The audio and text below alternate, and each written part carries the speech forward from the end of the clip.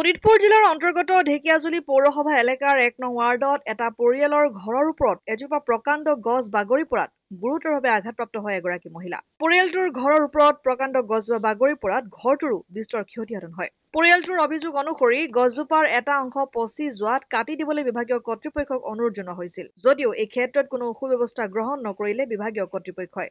বিভাগীয় কৰ্তৃপক্ষৰ এই দায়িত্বহীনতাৰ বাবে আজি এই বিস্তৰ ক্ষতিসাধন হয় পৰিয়ালটোৰ। এই ঘটনাত গুৰুতৰভাৱে আঘাতপ্ৰাপ্ত হয় আইজুৰ ৰহমান নামৰ এগৰাকী মহিলা। ঘটনাটো মানে আমি এই গছডাল কাটিবৰ কাৰণে আজি অতদিনৰ পৰা অভিযোগ দাখিল কৰি আছোঁ। তেওঁলোকে ইয়াৰ ওপৰত কোনো পদক্ষেপ নলয়।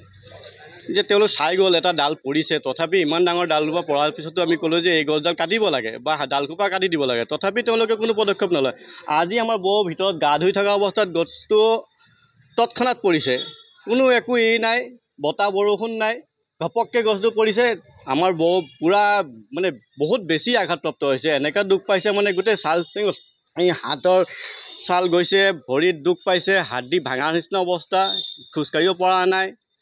আৰু বাচ্চাসোপা তলত আছিলে বুলিহে বাচিছে। ৰুমৰ ভিতৰত বাচ্চা যদি থাকিলে কি অৱস্থা হ'লে, গা ধুই আছিলে বাথৰুমৰ ভিতৰত, বাথৰুম ভাঙি চিঙি ঘৰৰ অৱস্থা নাই, বহুত বেছি বিস্তৰ ক্ষতিসাধন হৈছে। ইয়াৰ ওপৰত কিবা এটা ন্যায় ব্যৱস্থা হ'ব লাগে। আমাৰ তদন্তৰ ওপৰত ইয়াৰ ওপৰত তদন্ত কৰিব লাগে। ঢেকিয়াজুলিৰ পৰা প্ৰশান্ত বৈশ্যৰ ৰিপৰ্ট, অসম আদিত্য।